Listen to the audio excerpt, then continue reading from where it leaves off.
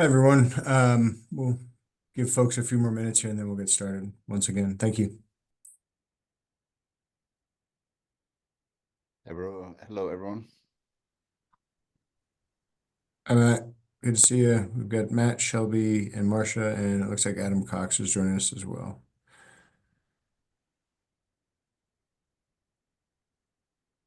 Hello, Big Cat.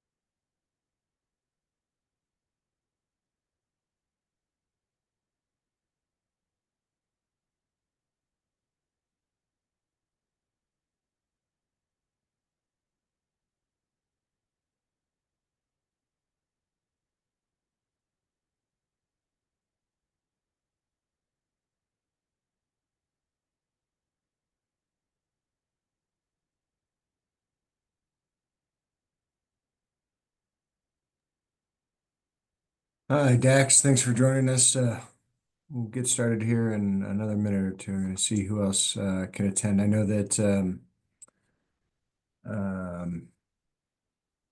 Greg will not be joining us today, but that's all I've heard from.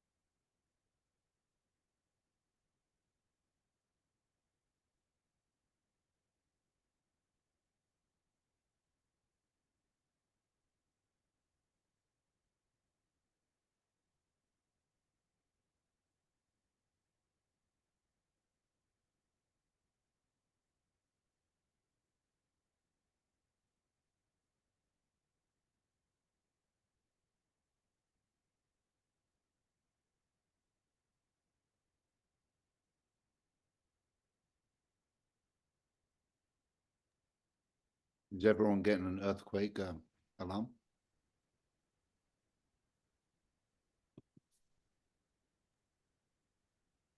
Yeah, I just got one. I have not. You're in town, Matt? Yeah, I'm in Crescent Mouse, yeah. Okay, no, I've not received one. Nevada.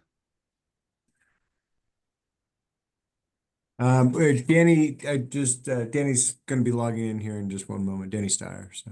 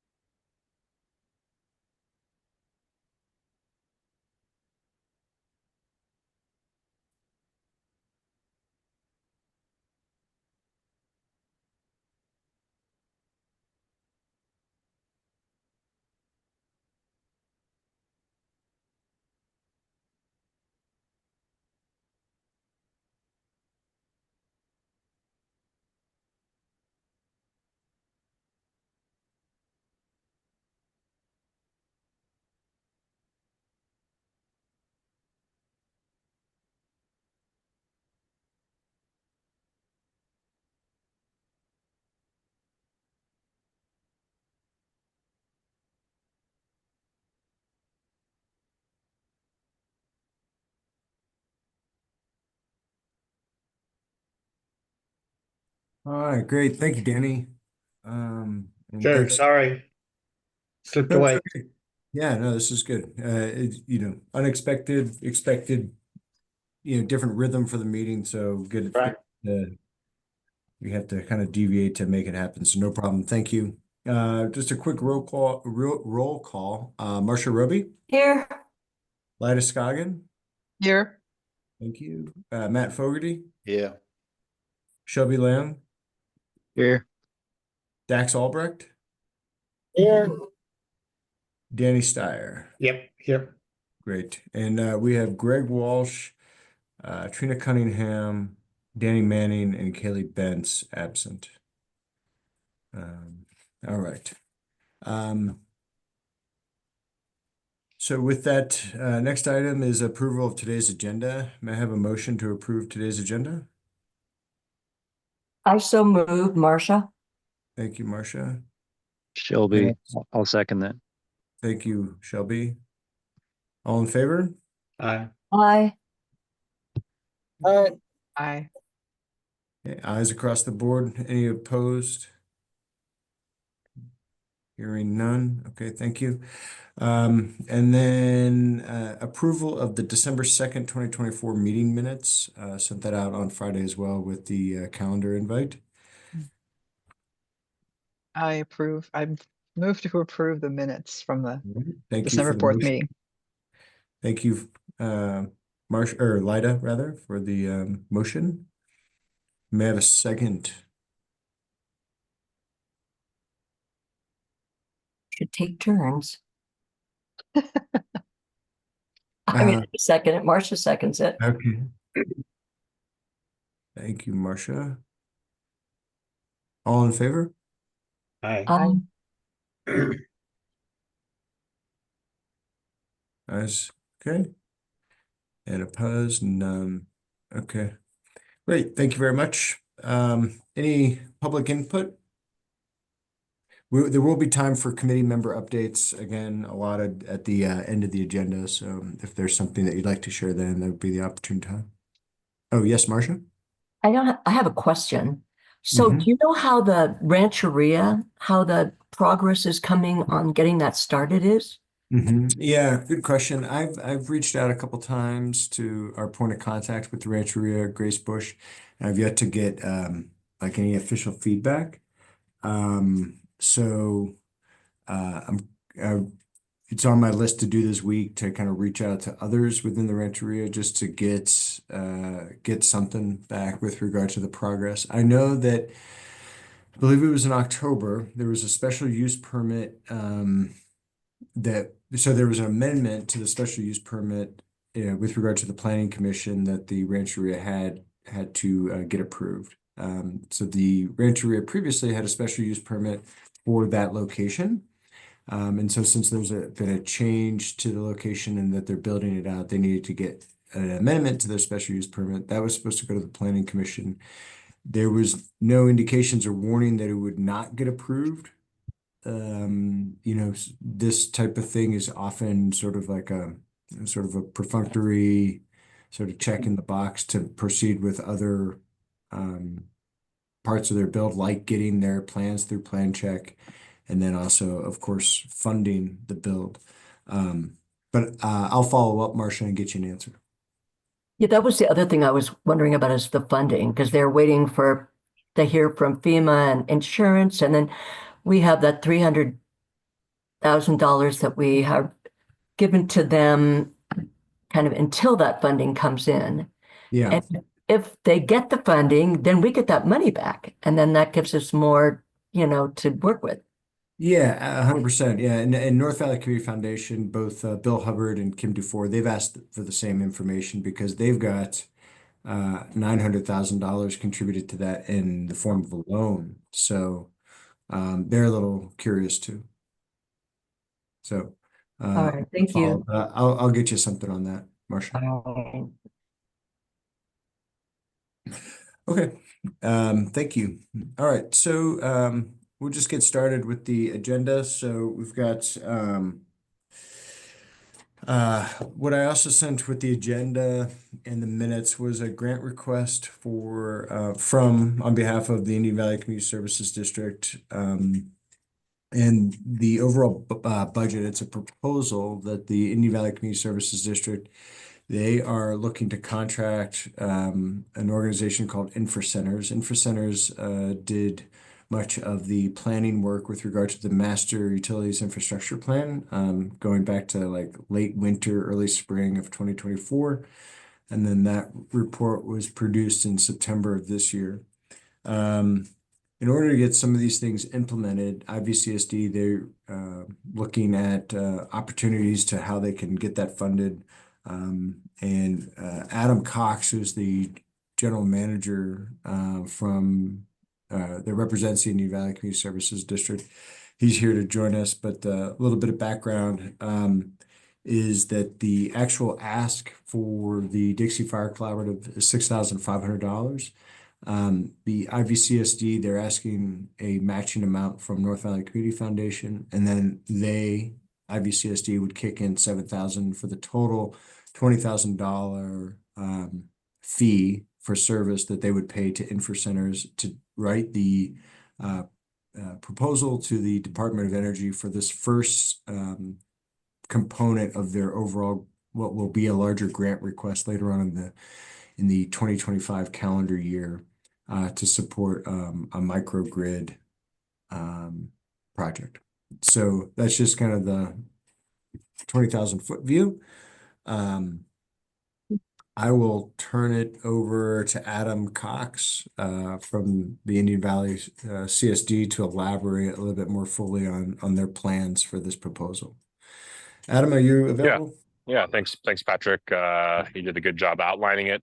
In a nutshell, IVCSD is proposing to go after a $20 million grant opportunity through the Department of Energy that would allow us to design and build microgrid with a number of clean generating assets. This is sort of a follow-up, a pivot, if you will, because we were recently notified from PG&E. We had applied for a $16 million grant from PG&E to do the same. Unfortunately, they just let us know that this latest funding round, they decided not to fund our grant request. So this would be taking much of the work and calculations and design, not all, but much, that was done in that application, which in and of itself was drawn from the conceptual infrastructure master plan. So basically what we're trying to do is keep leveraging and keep building on each of these funding opportunities to try and make the next one a little bit easier. So the thought here is this particular program requires an invite before you formally apply.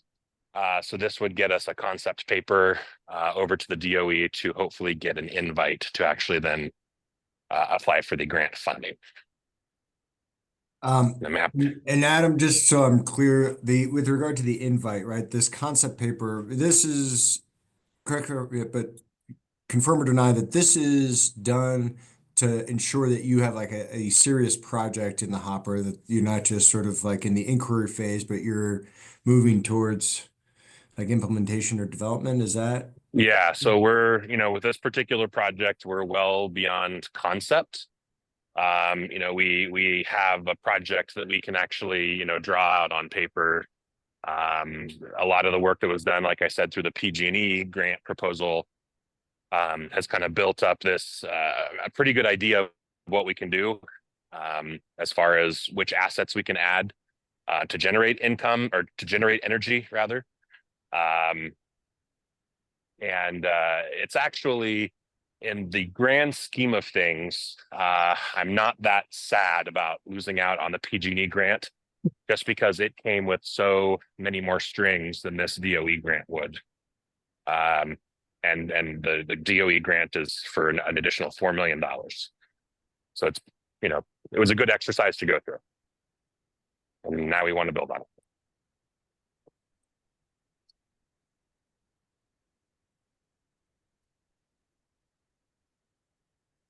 Okay, so with regard to the team here, questions, comments, concerns right now for Adam with regard to this funding request and the grant application submitted? Yes, Matt? Is there any pay to like rewards based thing with the grant? So does that consultant get more money if we actually get the grant or get the invite, or is it just payment, fixed payment? No, it's just a fixed payment. And if we do get an invite, there would be separate contracting for design and stuff like that. But no, nothing, no sort of rewards or incentives tied to this.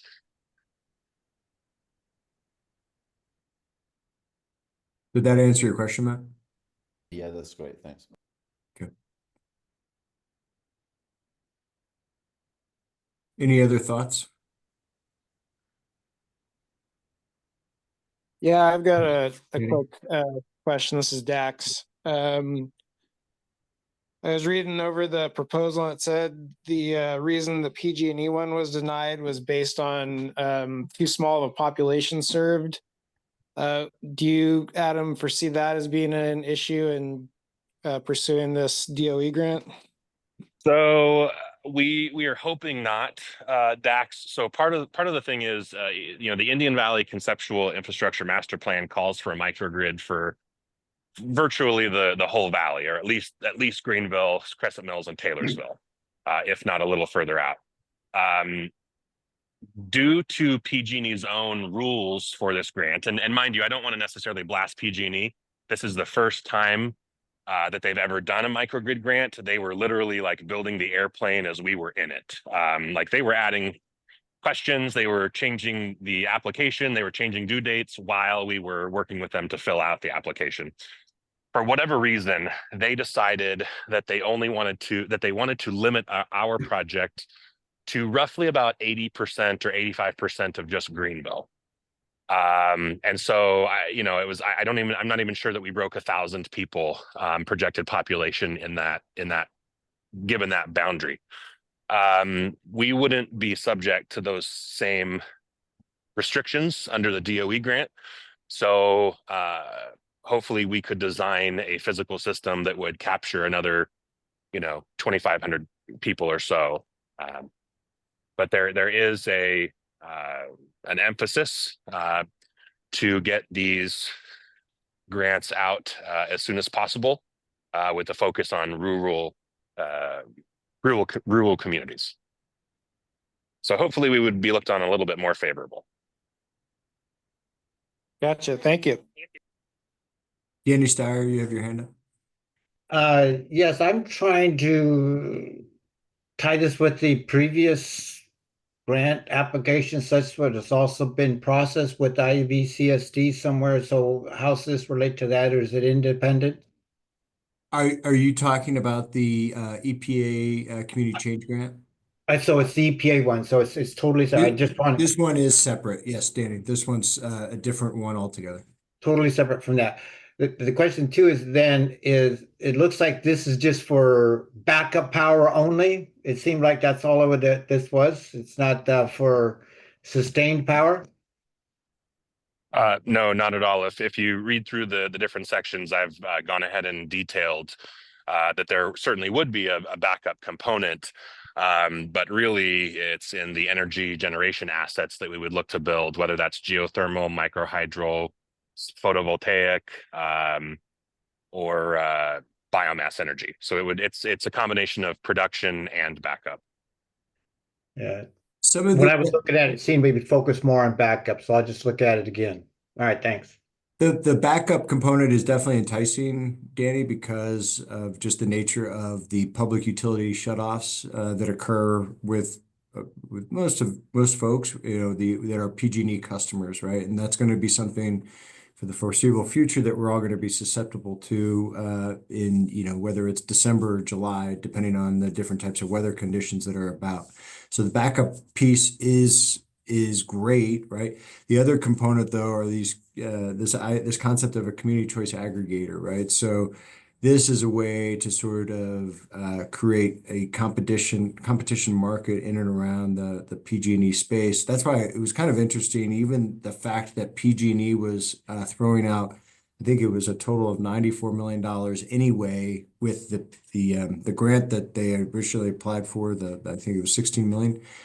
That was a component of a larger tranche of money that PG&E had set aside for this, and kind of a first ever. So, I don't want to I don't think all of their motives were truly altruistic, but the fact that PG&E was at least sort of signaling that something needs to change with regard to energy production and how it's provided because of these impacts, these weather impacts on the system. Right. And the overall grid. So this, is an opportunity for more local energy independence, which, going all the way back to some of the community workshops that were done in post Bixie Fire, but early 22 and beyond, that like Tracy Ferguson and team hosted. Right. Number 9 on the recovery values. We got this up here. If I can look across my office. Yeah, number 9 was to encourage energy independence in the valley. And so anyway, this is a small step toward getting to that, implementing that value. Danny. Okay. Yeah. Thanks.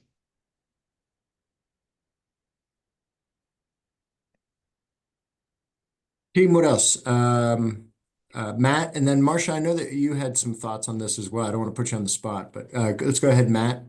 If you Is this, do you think this is going to lead to a community, I think CCL, so what's it, community aggregation something? CCA, CCA. Community Choice Aggregator. Yeah. Adam, do you want to elaborate on that?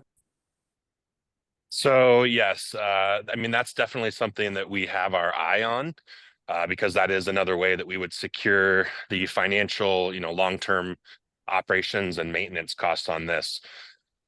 Joining a CCA, or even Greenville and Indian Valley or Plymouth County wouldn't even have to join a CCA. The beautiful thing about this is, even if we didn't join a CCA, we have been in talks with Pioneer Community Energy, which is the most local CCA in Butte and Tehama counties. They're very interested in purchasing additional clean energy. So even if we did not become a CCA, which would, in theory, lower everyone's PG&E costs, if we didn't do that, we could still sell them energy. But yes, that's, everything's on the table. We would want to evaluate the financial implications of doing and not doing all of those things. Thanks. Marcia, did you have any opinions on this? Well, yeah, I just love the way that it used all those different kinds of sustainable energy, the micro hydro and the underground geothermal, the solar. Was there another one? Wood biomass, yes. That's right, with biomass. I just think that that's a fabulous idea, and I really, really hope that we can support that.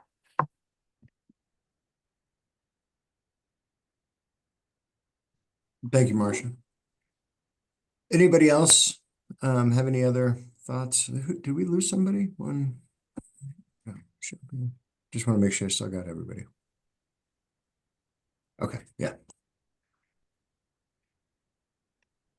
All right. Well, if there are no more questions or comments, the other component of this was to then act on it through either approving or denying funding for it. Would anybody like to put a motion forward? Marcia, I would like to put a motion forward to support the $6,000 to do the work needed to do the application. Okay, so the grant request was for $6,500. $6,500. There you go. Okay, so a motion. I'll second that motion. Thank you, Danny. So a motion for $6,500 to the Indian Valley Community Services District for the DOE concept paper, seconded by Danny Steyer. Thank you. And then we'll do a roll call vote. Marcia Roby? Yes. Danny Steyer? Yes. Lyda Scoggin? Yes. Matt Fogarty, Yep. Shelby Lamb, Yes. Dax Albrecht. Yes. All right, so that's 1, 2, 3, 4, 5, 6 in attendance. And the motion is approved for $6,500 to the Indian Valley Community Services District. Patrick and DFC, thank you. I very much appreciate it. I will be back to give you guys an update when we know what's happening. Okay. Yeah, thank you, Adam. Thank you, guys. Thank you, Adam, for lots of Mhm. work that you put into that. We appreciate it. Absolutely. Absolutely. All right. You guys have a good day. Okay. All right, thanks, team, for your clarity on that. Okay, so the next agenda item, we're picking up the conversation again. This is something that Matt, Haley, and Marcia have been working on with regard to sort of underneath the economic development line of effort on how we can sort of enhance the marketing concepts for local businesses, either current or forthcoming. And, this goes back to our workshop all the way back to July when we met at Lyda's home up there in Warner Valley, and just trying to kind of move things along here. So I'll turn it over to Matt. Matt wanted to discuss kind of some of the concept and implementation plans. Yeah, so the basic idea is to probably hire a marketing consultant, and with the marketing consultant also being responsible for some graphic design, and do a few things. One is to help local businesses with their marketing, especially visual marketing like signage and signage from the street, signage on their building, that kind of stuff. And then also online marketing, like making sure they have a website, something on Google Maps or Facebook, or maybe even a website. We don't want to do too much for each business because it can kind of get expensive. But the basics in place. Anything retail should definitely have a Google Maps presence with the reviews, and there should be something very visual from the street. So that's it for the businesses, and then for the entrance in and out of Taylorsville, Greenville, and Crescent Mills. There's an opportunity for us to put like a cool sign up there. So all this would be rolled into one project, and there'd be funding. I haven't quite worked it out yet, or hired someone. I spoke to the sign lady in Quincy, and she's interested in making the signage, but not doing the design or doing the project management. But she gave me a couple of other names, so I'm going to follow up with those guys. But that's the basic idea. So we'll be working on the details of that over the next few weeks. Tyler's interested in working together on some kind of unified branding across that signage, so it doesn't look all too higgledy-piggledy. But yeah, that's the basic concept. Yeah, I think that's also consistent with the some of the beginning stages of what the Chamber of Commerce, the Indian Valley Chamber of Commerce, has been working on. They hired Rachel Goings as a public relations representative to be able to at least showcase and market. I think it's like a business a week or every other week, something like that, to at least spotlight certain things. So there's Right. probably there's already sort of like a concept there that can be elaborated on, and maybe if there's either I don't know, because I don't know where they're at with capacity, and I don't know, Rachel's but one person, and I don't know if she has more time. So then is this something that can reinforce what the chamber's already doing and build that out a little bit with maybe an extra set of hands back to the person that you're talking about being involved, that would be consultant, to develop the long-term strategy of what, branding, logos, all that sort of means for the area, but then also how that then gets, those pie slices get divvied up by each business on a daily, weekly sort of routine. And then the physical signage, I think that's something that's a little bit easier. I think if we just understand what the scope is, then we can start ordering a consistent platform through Wild Hair Signs. And then, go that route. One of the things that I think I shared it with with Tyler and his team, but then there's the plymouthcounty.org, which the Feather River Tourism Board has been maintaining for the last couple of years. And so they have, a platform of what they've been trying to do with regard to Plymouth County overall. There's also the Lost Sierra Chamber Coalition that has developed some pieces, and I know that they work with an organization called Bliss Marketing. Or I shouldn't say organization, it's a business called Bliss Marketing. And I know that Bliss Marketing has done a lot in this area. And then I found yet another digital marketing person. And I don't know if she's from here, but I think she used to live here, but she does the websites and whatnot for the Feather River Land Trust, and I think another Plymouth County group, but she does a variety of things. I looked at her services. She does a variety of things related to not only websites, but then also digital marketing overall. And then, of course, consulted with Josie Litchfield and Matt. I think we talked a little bit about that. Josie, that's what she does for a number of our businesses already. She's contracted by them to do their marketing platforms. But she indicated that her plate's pretty full right now. So, but finding somebody that provides the same or similar services that she does would be helpful. So anyway, those are just for brainstorming consideration. We'll put some links in the chat. Tyler, you had your hand up. If you want to comment. No, I mean, you covered a lot of it. Matt and I talked a little bit, but just wanted to mention to the rest of the steering committee, there is a lot of efforts happening, and I kind of view them as like nested efforts.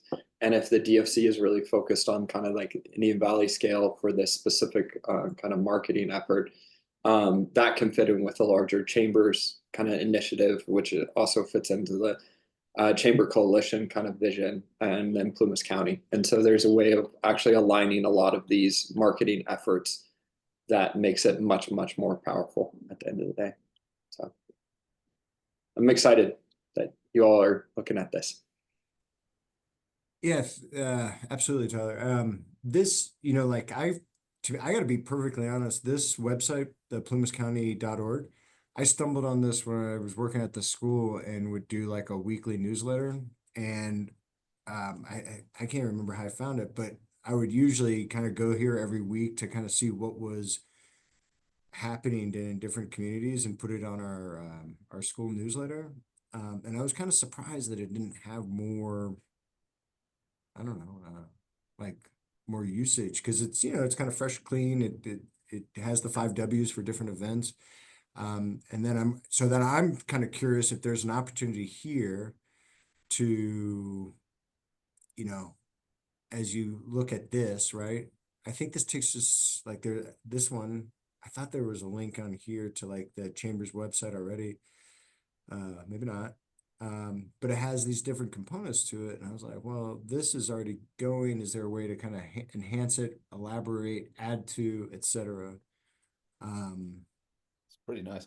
These or just advertise it. Like it's like 90%, 95% of the way there. So do we just need to tell people that it exists, and then whoever is feeding this thing, give them more bites to put in here? I mean, some of the information that I saw on the Greenville or the Quincy one it's like brand new. It's like somebody's updating this on a regular basis. and, So, and cool. Yeah, there it is. Carrie Hawthorne. That's the company that I saw that did the land trust. This was the other one. That's right, that she does already. So anyway, it's very pretty. I know that the Feather River Tourism Authorities paid quite a lot of money to a photographer to take lots of pretty pictures of Plymouth as like a resource for the tourist people, and that may be pulled from that in terms of like nice pictures, but they yes. do.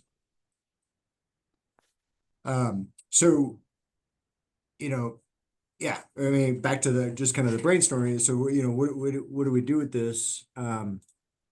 But it may be an opportune time to like schedule something with them just to, oh, you know what?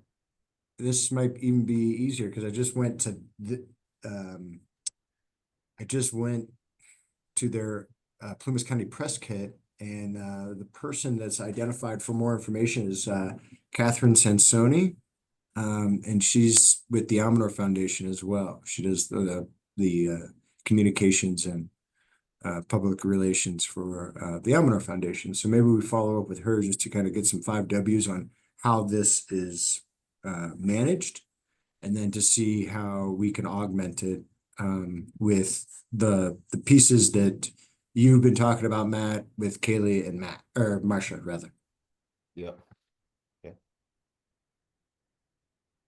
Oh, Um, what way will I win?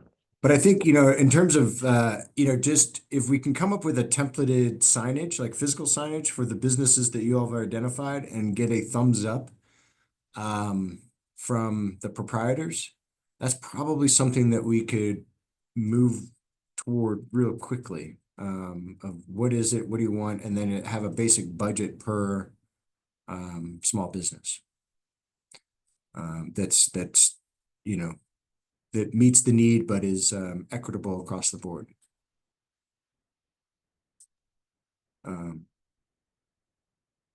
So moving forward, Matt, why don't you and I meet just so I can see that list? That way, with budget wise, I can kind of spreadsheet that for the team and bounce it off Danny as our treasurer, and then we can start to think about some approvals with everybody with how much we want to allocate towards this, and then it's for lack of a better phrase, sort of earmarked. Let's say it's like $100,000 or something in terms of what we think it may cost for the signage, the actual physical signage, but then this would-be consultant, and then the maintenance of the platform for branding and marketing. Yeah. All right, let's meet this week. Okay. Sounds good. Yes, Danny. Yeah, I think we should just get this moving as fast as possible. We've been talking about things, but we need to get, people here, people buying stuff, and more organizations interested in showing up and starting a business and supporting the business that we have. So this is, yeah, totally. Let's get it done. And Matt, thanks for putting your effort into this, and everybody else is getting behind it, Marcia, you guys. So we need it.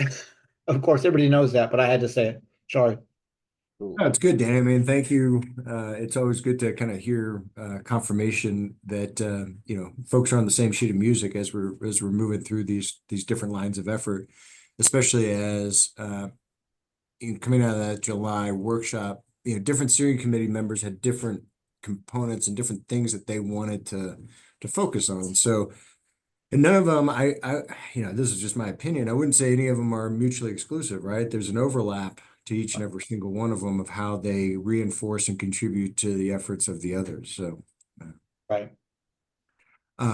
Okay. So Matt, I've got, I'm definitely open tomorrow afternoon. Definitely open tomorrow afternoon. So why don't you speak about tomorrow afternoon? And Wednesday. Either works for me. Yeah. Okay. Let's shoot. I'll stop by your place at 1 o'clock tomorrow, or 1:30 tomorrow. Perfect. Okay. All right. Great. So we'll move on to the next agenda item. I just wanted to follow up on a couple things. So, just coming off of last week's meeting, and the large amount that was requested by the Almanor Foundation, met with Kim Dufour and Bill Hubbard today, and then followed up with both Tyler Pugh and Ben Hoffman, who are on the call right now. They were representing the Almanor Foundation, or really as the Almanor Foundation, and then the foundation itself has its housing committee that shepherded the Plumas County Housing Council. And are working those 3 components of the grant request that came before you all last week. So Kim and Bill wanted to iron out more details with regard to, just sort of the deliberative nature of how the funds will be spent. So more detail provided in the budget, and then also milestones associated with some of it. So gosh, do you need all this money right now? The short answer is no, and certain amounts of the funding will be let as required. And so, we just had a meeting before this one to discuss some of the parameters of that and just to get a better understanding from that team as to really the 5 Ws with how the funding can occur and where it can go. So, Kim brought up some of the pieces with regard to the lease to locals program. If that's going through to Placemate, is that something, if Plymouth Rural Services is going to manage and oversee that, is that something where we can sort of cut out the middle person and then just fund them directly? And so it looks like that could happen, right? So then that's kind of a little bit of a cost saving, or I should say, that's a little bit of efficiency that can be gained with how these funds eventually get allocated. The other piece is that we can kind of hold on to them. There's nothing that needs to be let like today, right? So that's money that we can keep in our own fund for interest and other things to continue to gain until the money is actually necessary. So a little bit more on the details forthcoming in terms of the budgets, and then kind of work a plan with how that money can get allocated to the various parties moving forward. Any questions or comments on that?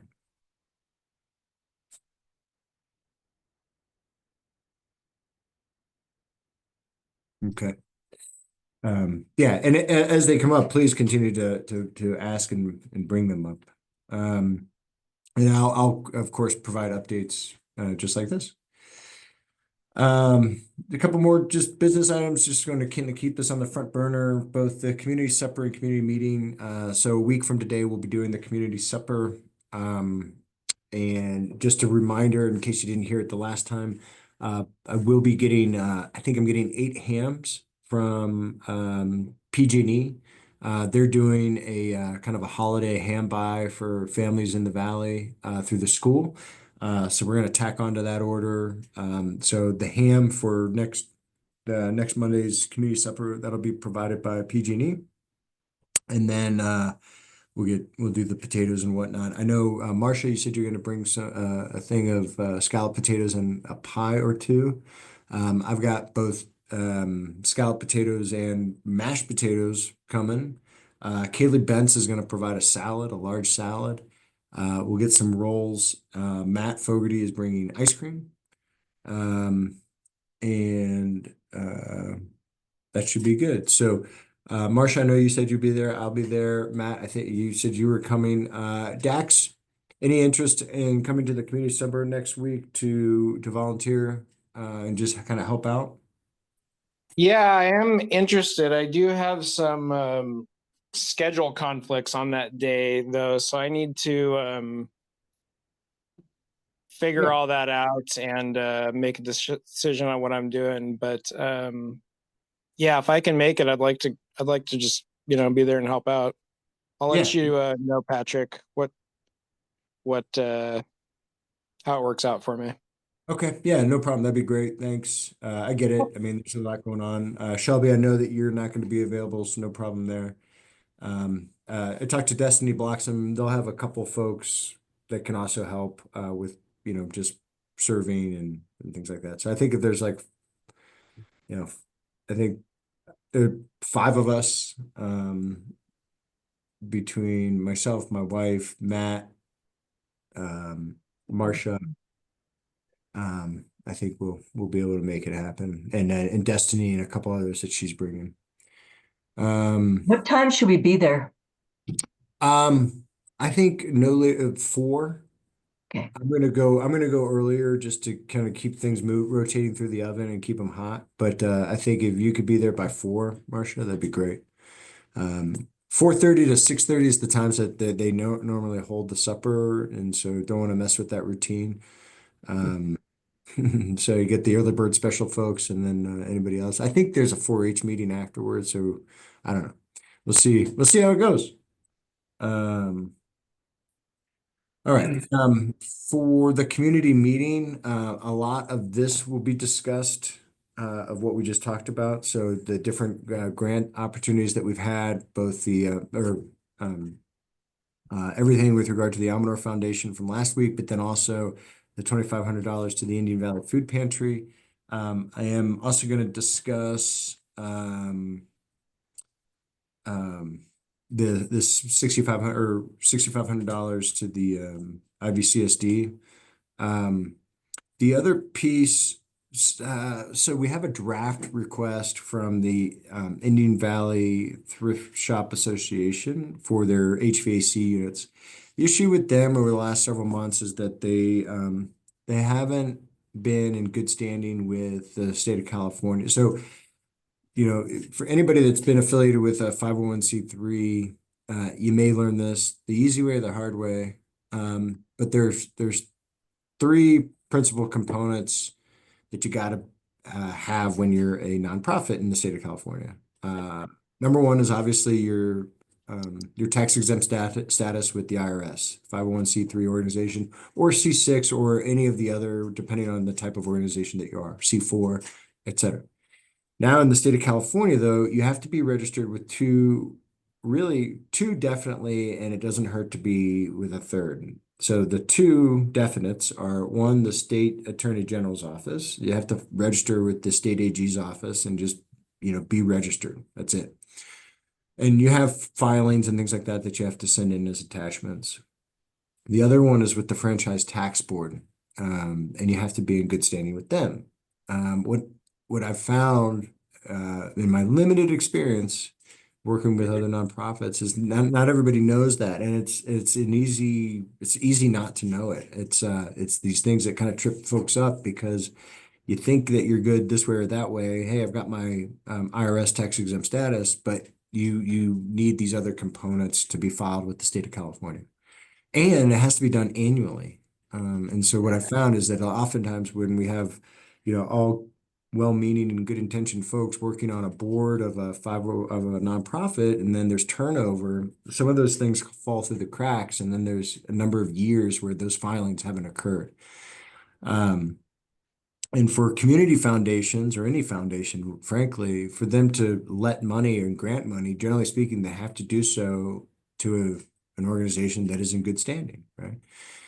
So it becomes this catch-22 sometimes of, gosh, we want to give you money, but we can't. And now you're reliant on the state bureaucracy to follow through with, filing paperwork. And right now, the FTB, the Franchise Tax Board, they are significantly backed up with some of these filings. So long story, I'm trying to work with the Indian Valley Thrift Shop Association because they have this grant request in, is to at least get them registered with the AG's office, because that looks like that would happen sooner than anything.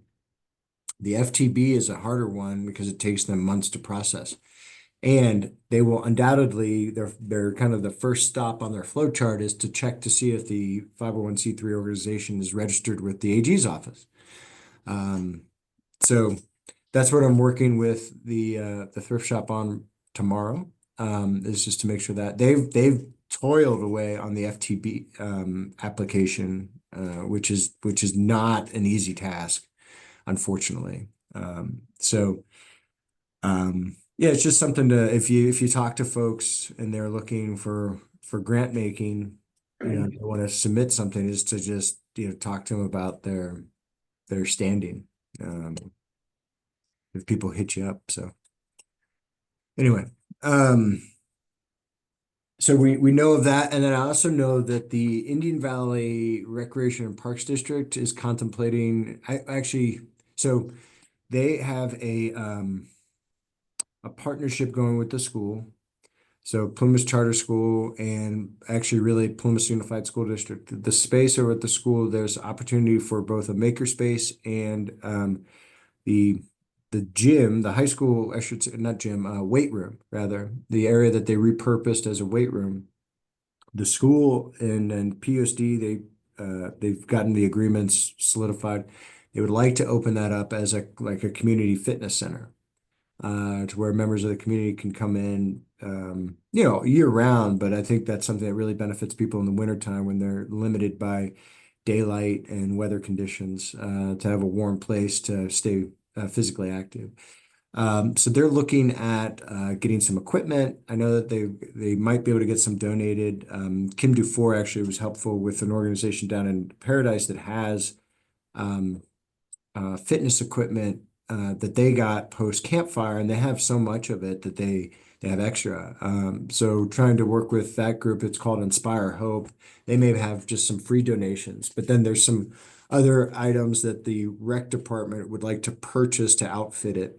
I don't know what it looks like yet. They have not submitted a grant, but it would essentially be, I think the way that they're talking about it would be a grant that's submitted on behalf of the Recreation and Parks District and then the high school boosters organization as well. So it'd be kind of a dual effort to maintain that space, not only for the school, but then also for the community writ large. So good opportunity to move forward on that. So I'll let you all know when that hits the system. Okay, Lida, I know you have a time sensitive appointment or something following this. You had limited time, so we'll move to committee member updates. Do you have anything you'd like to share? No, I'm fine, thanks. Okay. Shelby, do you have anything? I have nothing at this time. Okay. Marcia Roby? Yeah, I went to Sparkle on Friday and they had the grand opening of the Indian Valley Innovation Hub that's in Brett Cook's law office. And it's a beautiful space. And they did a beautiful job of just putting stuff in it. So it's a lot of the stuff is stuff from Plumas County, handmade stuff from Plumas County, but I'd say most of it is from Indian Valley. And they've got all kinds of stuff. And I bought some. It's looking good. So go in and check it out. They also have the Quincy Chamber of Commerce in there. And I think there's some still lawyers lurking in some of the back offices. But Clint said that they were going to take one of the rooms and open it up for businesses to use. They have, computers and all kinds of stuff that you can just go in and use. So they're really trying to work with the community. Yeah, that's great. And I saw that they had a little press release in the Plumas Sun as well to feature that. That's great that you got to go in there, Marcia, and get eyes on their operation. That's great. I'm gonna take off. Yes, Lida, thank you so Don't much. think you Have a need me nice for day. anything else. See you next time. Yes, ma'am. Thanks. Okay. Well, thanks for that update, Marcia. Danny Steyer, anything for the team? Well, we did receive a $1,500 donation from a couple, I believe they're in the Chico area, I believe. So I'm not sure exactly sure where that, but anyway, we did get a donation of $1,500 that goes to our pot there. I saw that too, Danny, and I'm going to follow up with NVCF to see if I can get if they can allow me to get a home or a mailing address. I wanted to send them a thank you card. Right. Acknowledge their contribution. Yeah, it's just nice to see. It's I think it's their third contribution actually they've done over the last few years. So it's awesome. The other thing too, just to let you know is we're looking at our current balance is $744,311. And I think I like to say that's trending in the correct direction. Finally getting some movements to putting funds to supporting improvements and enhancements of the area. But as was stated before, looking at possibly getting that other 300,000 that's sitting there earmarked that's out, which could pop us back up over $1 million. But I'd rather, I'd like to see it going to productive means, and let's keep doing that. Yes, sir. The one that I mentioned last week, but have yet it's other than the Dawn Institute establishing like a user profile. I haven't seen an actual grant request, but I think there's one probably forthcoming. I think they're just in the figuring it out stage of what specifically they want to ask for. So, but that's another one that I'm kind of keeping an eye out for. Yeah, I think we'd like to encourage people to work on those grants because I'm sure when the sky is clear and the sun comes out and starts a thing, people will want to start doing things, and it'd be nice to have that money there for them, so. Yeah, While they're absolutely. hibernating, they can work on their grants. Yes, sir. Yeah, absolutely. Dax, anything for the team? No, nothing new from me. Okay, thanks. All right. Well, quick meeting this week, just to be able to, kind of follow up with some items from last week and knowing that we weren't going to meet next Monday. So no meeting next Monday, the 16th, all efforts and hands devoted towards the community supper. And then I will follow up with anything from the community meeting on December 21st. Taylor Rogers he's going to solicit some presenters tonight, tomorrow. I'm doing the same. There's a couple folks I want to actually kind of reach out directly to see if they'd like to present and just have some timely and accurate information as we kind of move into the next calendar year. So anyway, with that, may I have a motion to adjourn? Do we hear from Matt? Oh, sorry, Matt. Thanks, Danny. Good catch. Matt, do you have anything for the team? Nothing special. Like the construction's going well on the hotel. We got the back extension. We got the trusses up. Oh, So good. this is coming along. Yep. Oh, fantastic. Oh, and also, Patrick, can you ask or give the information to Taylor tomorrow? I'm going to Quincy on Wednesday, and I could put a note, a poster up in the bank. Yeah, no problem. Like tomorrow night, 'cause I'm leaving early Wednesday morning to go dentist appointment. Okay. Okay, that'd be great. Thank you. All right. All right. Well, thank you, Matt. Thank you, Marcia. Good catch, Danny. And with that, may I have a motion to adjourn at 4:05 p.m.? I motion we adjourn. Thank you, Danny. I second it, Marcia. Okay. Marcia, all in favor? All right. Aye. I. Any opposed? Looks like none opposed. All right. Thank you all very much. Have a nice night. Thank you, Patrick. Aye. Good Bye. night. Good night.